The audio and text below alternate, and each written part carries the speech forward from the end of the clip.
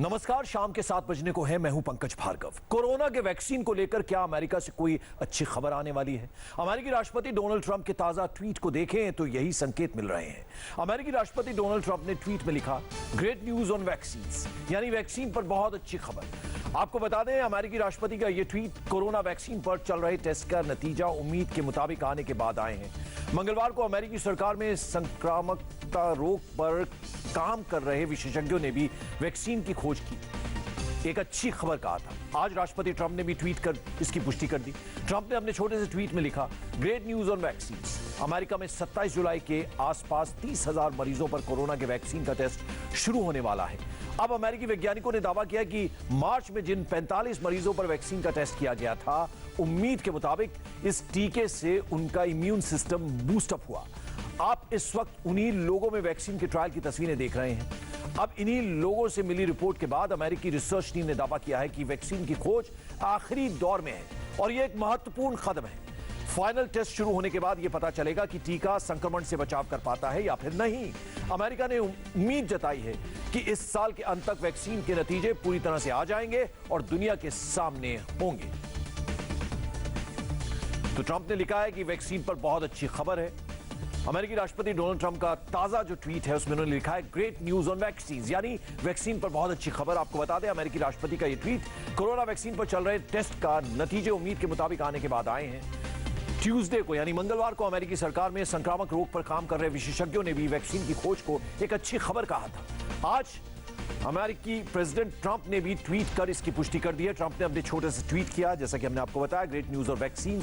उन्होंने ये ट्वीट किया है, अमेरिका में 27 जुलाई के आसपास 30,000 मरीजों पर कोरोना की वैक्सीन का टेस्ट शुरू होने वाला है। अब जो अमेरिकी साइंटिस्ट हैं उन्होंने ये दावा किया है कि मार्च में जिन 45 मरीजों पर वैक्सीन का टेस्ट किया गया था, उम्मीद के मुताबिक इस टीके से उनका इम्यून सिस्टम बूस्टअप हुआ। आप इस वक्त उन्हीं लोगों में वैक्सीन के ट्रायल की तस्वीरें देख रहे हैं। अब इन्हीं लोगों से मिली रिपोर्ट के बाद अमेरिकी रिसर्च टीम ने यह दावा किया है कि वैक्सीन की खोज अपने आखिरी दौर में है और यह एक महत्वपूर्ण कदम है। फाइनल टेस्ट शुरू होने के बाद यह मालूम होगा कि टीका संक्रमण से बचाव कर पाता है या फिर नहीं कर पाता। अमेरिका ने उम्मीद जताई है कि इस साल के अंत तक वैक्सीन के नतीजे पूरी तरह से आ जाएंगे और दुनिया के सामने होंगे। और अमेरिका से लेकर रूस तक कोरोना वैक्सीन बनाने की रेस में टॉप पर है। रूस ने तो यहां तक दावा कर दिया है कि उसे वैक्सीन बनाने में कामयाबी मिल चुकी है। भारत में भी वैक्सीन की खोज में एक कदम और आगे बढ़कर इंसानों पर ट्रायल शुरू हो चुका है।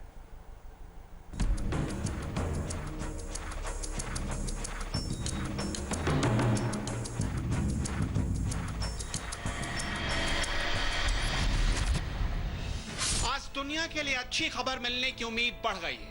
अमेरिका का दावा है कि वो कोरोना की वैक्सीन बनाने के सबसे करीब पहुंच चुका है। 30,000 लोग, 87 अलग अलग देश, जहां इस वैक्सीन का ट्रायल तकरीबन पूरा हो चुका है। Well, they're phase 1 studies, but it's a good first. ये पहले फेज की स्टडी है, लेकिन इसके अच्छे संकेत मिले हैं। वैक्सीन ने अच्छा इम्यून सिस्टम तैयार किया है। यह हमेशा एक सीधी रेखा खींचने बराबर नहीं होता। अगर सब चीजें सही रहीं तो शायद नए साल की शुरुआत में वैक्सीन तैयार हो जाए। Everything's working right on schedule. क्या कोरोना वैक्सीन को लेकर दुनिया को जल्द ही खुशखबरी मिलने वाली है? रूस का दावा है कि कोरोना की वैक्सीन का ट्रायल उसने 100% नंबरों से पास कर लिया है। 18 जून को इसका ट्रायल शुरू हुआ और 20 जुलाई तक कोरोना के सभी मरीजों को अस्पताल से छुट्टी मिल गई। अमेरिका में कोरोना की वैक्सीन पर फास्ट ट्रायल चल रहा है। चीन में भी वैक्सीन के ह्यूमन ट्रायल पर तेजी से काम हो रहा है। ब्रिटेन की ऑक्सफोर्ड यूनिवर्सिटी भी वैक्सीन तैयार करने में दिन रात जुटी हुई है। लेकिन भारत का नंबर कब आएगा? भारत में कोरोना की वैक्सीन पर कितना काम हुआ है? क्या वैक्सीन को लेकर कोई अच्छी खबर मिलेगी? खुद आईसीएमआर के डायरेक्टर जनरल बलराम भार्गव से सुनिए। Over and above that, there are two Indian indigenous candidate vaccines. फिलहाल भारत की 2 कंपनियां वैक्सीन का ट्रायल कर रही हैं और उनके चूहों और खरगोश पर ट्रायल में अच्छे नतीजे आए हैं। ये सारे data drug controller general of India को दे दिया गया है। इन दोनों वैक्सीन को इसी महीने की शुरुआत में ह्यूमन ट्रायल की मंजूरी मिल चुकी है। डीसीजीआई ने 29 जून और 2 जुलाई को इसके ट्रायल की मंजूरी दी थी। And for early human trials, early this month, that is in the 2nd of July and actually 29th of June. Bharat में कोरोना की वैक्सीन को लेकर टॉक्सिसिटी स्टडीज सफल साबित हुई है। शुरुआत में इसका ट्रायल जानवरों पर हुआ, सक्सेस रहा। अब इसका इंसानों पर ट्रायल करने की मंजूरी मिल चुकी है और अगर इंसानों पर ट्रायल कामयाब रहा तो भारत वैक्सीन के बहुत करीब पहुंच जाएगा। उससे पहले 1,000 लोगों के 2 ग्रुप बनाए गए हैं जिन पर वैक्सीन का प्री क्लिनिकल ट्रायल चल रहा है, यानी वैक्सीन आने में फिलहाल दिल्ली दूर है। पर अच्छी बात यह है कि भारत में वैक्सीन बनाने के लिए बहुत तेजी से कोशिश की जा रही है। भारत में 14 शहरों के 1,500 लोगों पर इसका ट्रायल शुरू हो चुका है। पहले चरण में वैक्सीन का लिवर पर असर और कोरोना पर असर को टेस्ट किया जाएगा। पटना एम्स में ट्रायल शुरू हो चुका है जिसमें 18 से लेकर 50 साल तक के 10 लोगों को चुना गया है। इन्हें मेडिकल चेकअप के बाद वैक्सीन का पहला डोज दिया जाएगा। इसके ठीक 14 दिन बाद वैक्सीन का दूसरा डोज दिया जाएगा। पटना के अलावा नई दिल्ली, चेन्नई, कानपुर, गोवा, गोरखपुर, भुवनेश्वर, रोहतक, विशाखापट्टनम और हैदराबाद में भी लोगों पर वैक्सीन का ट्रायल शुरू हो चुका है। आईसीएमआर ने भारत बायोटेक के वैक्सीन के ह्यूमन ट्रायल के लिए 5 विशेषज्ञों की टीम बना दी है। Got their sites ready and they are doing the clinical study. उनके साइट्स तैयार हैं और क्लिनिकल स्टडी शुरू हो चुकी है। हर साइट पर 1,000 लोगों पर वैक्सीन का ट्रायल हो रहा है। इन लोगों पर प्री क्लिनिकल एक्सपेरिमेंट्स हो रहे हैं। इसके साथ एनआईवी पुणे भी एक वैक्सीन तैयार करने के लिए दिन रात काम कर रहा है। सबकी ये नैतिक जिम्मेवारी है कि वैक्सीन को जल्द से जल्द तैयार किया जा सके, क्योंकि दुनिया के लोग कोरोना से अपनी जान गंवा रहे हैं। इसलिए वैक्सीन पर फास्ट ट्रैक स्टडी हो रही है। So fast tracking this vaccine becomes very important. WHO के मुताबिक इंसानों पर ट्रायल के 3 चरण होते हैं। पहले चरण में बहुत कम लोगों पर वैक्सीन का ट्रायल होगा। इसमें सिर्फ उन लोगों को चुना जाता है जो फिट होते हैं। दूसरे फेज में पहले फेज के मुकाबले ज्यादा लोग शामिल होते हैं। इस फेज में कंट्रोल ग्रुप भी होता है। कंट्रोल ग्रुप में वो लोग होते हैं जो परीक्षण में शामिल नहीं होते। वैक्सीन के तीसरे फेज में वैक्सीन की खुराक पर स्टडी होती है और पहले दूसरे फेज से ज्यादा लोगों को शामिल किया जाता है। यानी भारत में वैक्सीन का तीसरा ट्रायल हुआ तो कम से कम 10,000 लोगों पर इसका इस्तेमाल होगा। इस वक्त दुनिया की 21 वैक्सीन क्लिनिकल ट्रायल तक पहुंच चुकी हैं, यानी वो तीसरे स्टेज में है। इनमें से एक वैक्सीन चीन का और दूसरा ब्राजील का है। हालांकि इससे आगे बढ़ना अभी मुश्किल लग रहा है क्योंकि वैक्सीन का फेलियर रेट बहुत ज्यादा है। दुनिया भर में तकरीबन 160 तरह की वैक्सीन पर फिलहाल काम चल रहा है। इनमें से 139 प्री क्लिनिकल ट्रायल तक पहुंच चुकी है। मतलब इन वैक्सीन का जानवरों पर ट्रायल बाकी है, जबकि इनमें से करीब 21 वैक्सीन क्लिनिकल ट्रायल के स्टेज में है। Recently, Russia has fast-tracked. हाल ही में रूस ने बहुत जल्द वैक्सीन को लेकर कामयाबी हासिल की है। ये अभी शुरुआती फेज में है और अब इससे तेजी से डेवलप करने की तैयारी हो रही है। पूरी दुनिया रूस की तारीफ कर रही है, उसे बधाई दे रही है। चीन ने भी अपने वैक्सीन प्रोग्राम को फास्ट ट्रैक कर दिया है। अमेरिका ने भी अपने वैक्सीन रिसर्च को फास्ट ट्रैक किया है। ब्रिटेन भी ऑक्सफोर्ड यूनिवर्सिटी की वैक्सीन पर तेजी से काम कर रहा है, जिसे इंसानों के इस्तेमाल के लिए तैयार किया जा सके। We are trying all our efforts to fast track it. All right. तो वैक्सीन के बहुत पास है भारत, ये भी भारत की तरफ से दावा किया जा रहा है। उसके अलावा भारत के अलावा रूस, अमेरिका, ये सब भी दावे कर रहे हैं। बाकायदा अमेरिकन प्रेसिडेंट ने ये ट्वीट करके कहा है कि we are ready with the vaccine. उसी तरह से रूस भी अब ये दावा कर रहा है। तो अब देखना होगा कि कौन सबसे पहले ये वैक्सीन लेकर आता है। भारत भी लगातार ट्रायल कर रहा है। अब ह्यूमन ट्रायल की इस पर बात हो रही है, यानी एक तरह से रूस का ये दावा कि रूस ने बाजी मार ली है और अब देखना होगा कि सबसे पहले वैक्सीन किसकी तरफ से आता है। हर तरफ से ये लगातार दावे किए जा रहे हैं। भारत के अलावा अमेरिका, अमेरिकन प्रेसिडेंट ने तो बाकायदा ये ट्वीट किया है और अब रूस भी ये दावा कर रहा है कि वैक्सीन पूरी तरह से तैयार है। यानी अब कोरोना खत्म होगा, इस तरह का दावा अब रूस की तरफ से वैक्सीन जब तैयारी करने की बात हो रही है तो ये हो रहा है। कोरोना वैक्सीन पर अच्छी खबर है, लेकिन अभी उसमें वक्त लगेगा। वहीं देश में कोरोना संक्रमण की रफ्तार तेजी से बढ़ रही है। अब यह आंकड़ा 10 लाख तक पहुंचने वाला है। कुछ राज्यों में तो कम्युनिटी ट्रांसफर रोकने के लिए एक बार फिर लॉकडाउन का ऐलान हो चुका है। सवाल ऐसे में यह है कि क्या संक्रमण को रोकने के लिए फिर पूरे देश में लॉकडाउन लगेगा? क्या देश में एक बार फिर लॉकडाउन लगने वाला है? ये वो सवाल है जो सोशल मीडिया पर तेजी से वायरल हो रहा है। इस सवाल का सच क्या है हम आपको बताएंगे, लेकिन उससे पहले रोंगटे खड़े कर देने वाली इस तस्वीर को देखिए।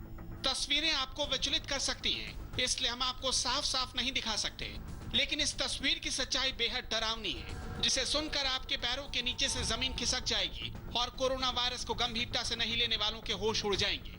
सोचिए, कोरोना से पीड़ित कोई शख्स मेडिकल स्टोर पर दवाई लेने जाए और अचानक उसकी तबीयत खराब हो जाए और तुरंत उसकी मौत हो जाए। ये सोच कर भी डर लगता है। लेकिन ऐसा हुआ बिहार के भागलपुर में, जब 50 साल का एक कोरोना मरीज सुबह करीब 11 बजे मेडिकल स्टोर पर दवाई लेने पहुंचा। अचानक उसकी सांस फूलने लगी। वो दवा काउंटर पर गिर पड़ा और मौके पर ही उसकी मौत हो गई। ये देखकर दुकानदार और वहां मौजूद ग्राहक बाहर की तरफ भागे। बाद में पुलिस ने शव को आकर उठाया और अस्पताल ले गई।